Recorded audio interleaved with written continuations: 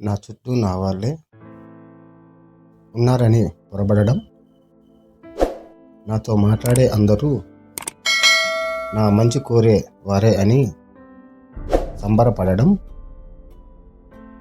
ప్రేమగా మాటలు చెబుతుంటే మురిసిపోవడం, క్షణక్షణం విచారిస్తుంటే ఉప్పొంగిపోవడం, నాకంటే అదృష్టవంతులు ఇంకెవరని మనసుతో మాటి మాటికి గర్వంగా చెప్పడం, నీతో అవసరం ఉన్నంతవరకే ఇవన్నీ ఉంటాయని తెలియక కలల గూడు కట్టుకుంటావు. నీతో అవసరం తీరాక జరిగే చిన్న చిన్న మార్పులకు మనసు పడే వేదన నరకం.